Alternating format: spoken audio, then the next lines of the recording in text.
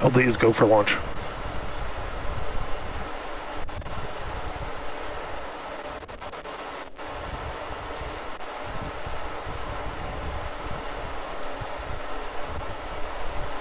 T-minus 30 seconds.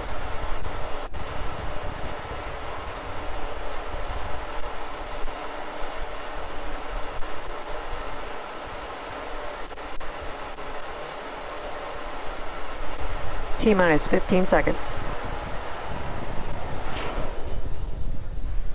10, 9, 8, 7, 6, 5, 4, 3, 2, 1, 0. Ignition. Liftoff.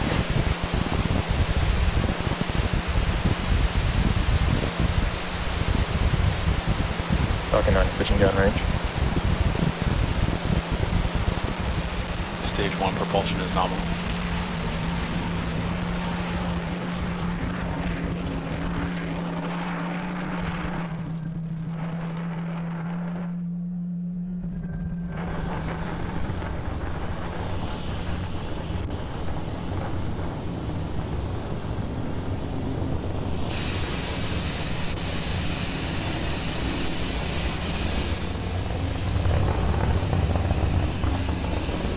Power and telemetry nominal. As you can see, Falcon 9 has had a successful liftoff from pad 39A.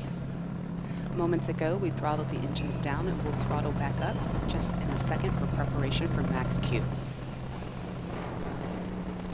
Max Q stands for maximum aerodynamic pressure, which are the highest stresses that the vehicle will see during ascent.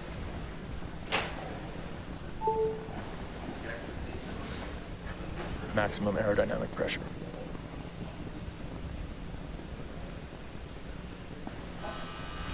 Now coming up in about a minute, we will have 3 events happening back to back.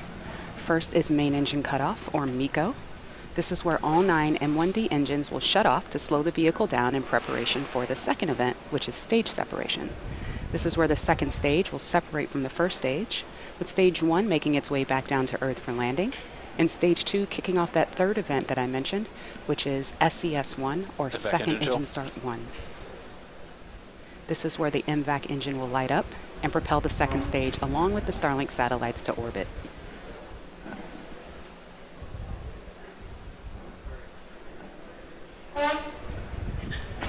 Expecting MECO to occur in about 30 seconds.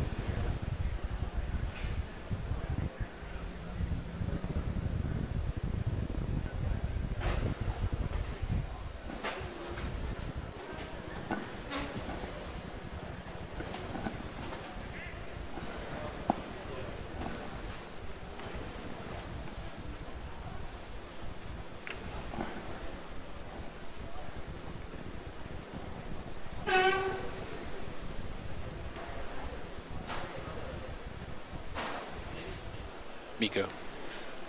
Stage separation confirmed. Successful MECO. Successful stage sep. And it appears we have reignited or ignited that second stage engine for SES1.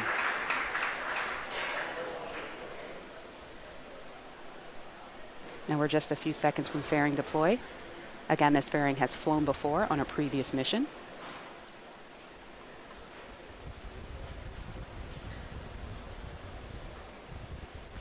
Grid fins are opening up. Fairing separation confirmed. And we have fairing separation. We have successfully reused this fairing. And now those halves are making their way back down to the sea where hopefully we can scoop them up.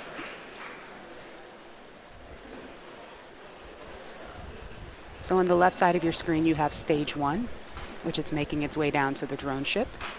And on the right, you have stage 2, that MVAC engine burning with 250,000 pounds of thrust. The grid fins appear to be fully deployed at this point. Now, while stage 2 continues on with the primary mission, stage 1's got its own plans. It's going to execute 2 burns prior to landing. The first is the entry burn. That's where we will reignite 3 of the M1D engines, which will help slow the stage down as it re-enters the upper part of the Earth's atmosphere. Shortly thereafter, we'll have a second burn, which we call the landing burn. This is a single engine burn that brings the vehicle's velocity down rapidly in order to land safely on the drone ship. At the same time, during that burn, you'll see the landing legs that are currently folded up along the side of the rocket are going to deploy.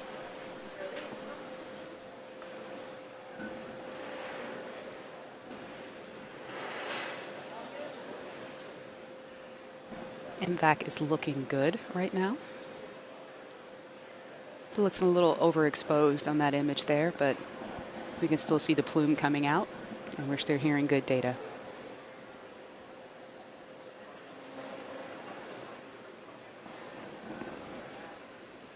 So while we're 2 minutes away Stage from 2 is entry on nominal burn, trajectory. just a note on these Starlink satellites, these 60 will be joining the constellation that's already on orbit. As we mentioned, we've launched more than 360 satellites. And again, these are to provide high-speed, low-latency internet to people down on that globe that you see on the right side of your screen.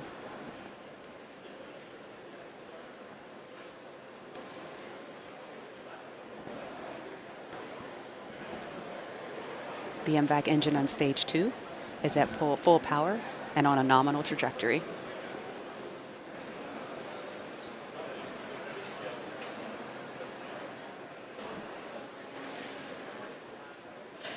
Now, as stage 1 is making its way down, again, there are no engines burning while it's doing this. It's basically coasting using the grid fins to steer, and you can see those white puffs occasionally. That's cold nitrogen gas that is being used for attitude control, part of our ACS system, or attitude control system.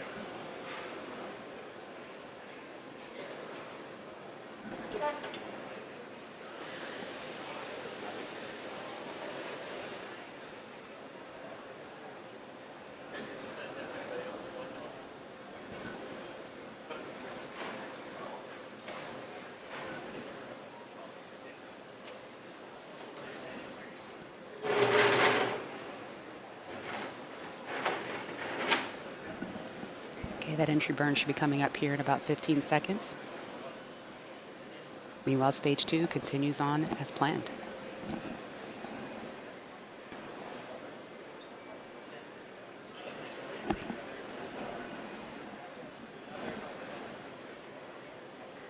Stage 1, entry burn, startup. Stage 1 FTS is saved. This burn goes for about 20 seconds.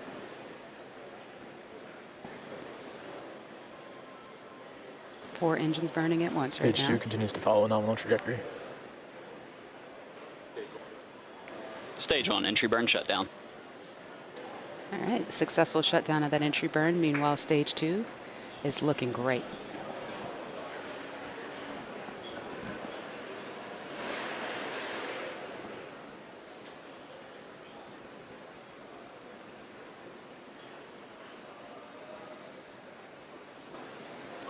All right, full screen shine here. There we go.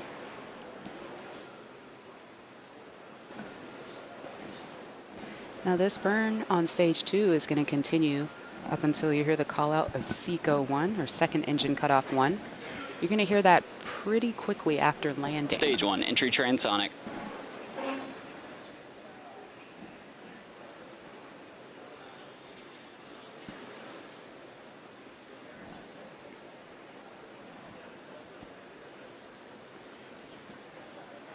All right, MVAC D is beginning to throttle down, getting ready for that second engine cutoff.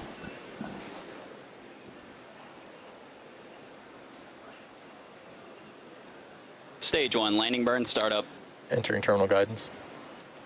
All right, that landing burn has started. Let's see if we can see the plume in the view from the drone ship.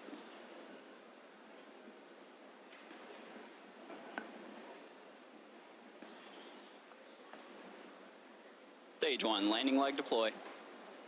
Stage 2 FTS is saved. There it is. Let's see. We have cheers. We have a rocket. Awesome. This is the 4th landing for this booster. And as you can hear, everybody here is super stoked to see it there. It's great. Gorgeous day. Gorgeous rocket. All right. And we have second engine cutoff on stage 2. And we are in a good orbit as well. Nominal orbital insertion. All right, so now stage 2 is going to coast in this orbit for a few minutes. And during this time, the stage will actually start to spin around its central axis, which gives the Starlink satellites the momentum that they need in order to space themselves out over time after they deploy. We're going to take a quick break and come back here at T plus 14 minutes.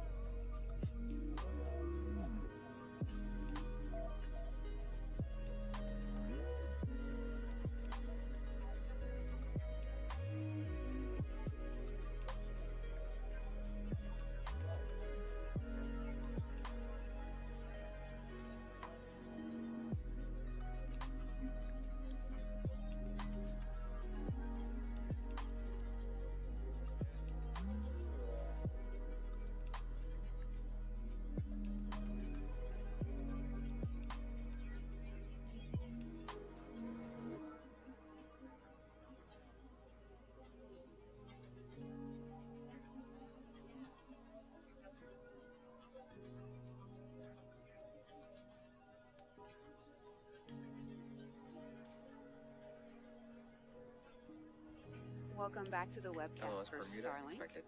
So far, we have had a successful mission thus far. We've had a stage 1 ascent and landing, and stage 2 got the Starlink satellites into a good orbit and is now coasting and getting ready for deployment of those Starlink satellites. So we're going to listen in for the call out. It should come in about 30 seconds or so. We won't be able to see that right at that moment. We'll cut to the shot of the satellites deploying a little bit later, but in about 20 seconds we should hear the call out.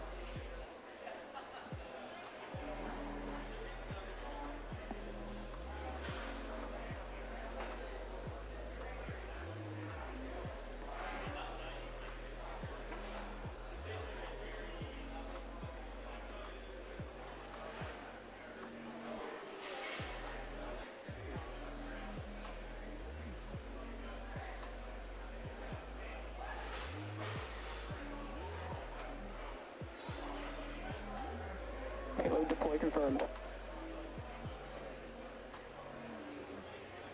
Okay, we just heard the call out for payload deploy. Now, as the satellites begin to separate over time, they're going to open up their solar array, and over the next, oh, there they go. All right, that's those 60 Starlink satellites. Look at that cool glow around them. Wow. Now, shortly after, as I was saying, after just coming up in the next, few hours or so, we're going to see the solar arrays deploy. And over the next days and weeks, the satellites will begin to distance themselves away from one another and use their onboard ion thrusters to make their way to their operational orbit of 550 kilometers. Sorry, that image just is always so beautiful and catches me each time. Now, with that, it brings our webcast to a close. We'd like to thank the 45th Space Wing for providing range safety today and the FAA for licensing today's launch. You can follow our website and social media platforms for updates on our next missions and milestones. So until next time, be well, and we'll see you next launch.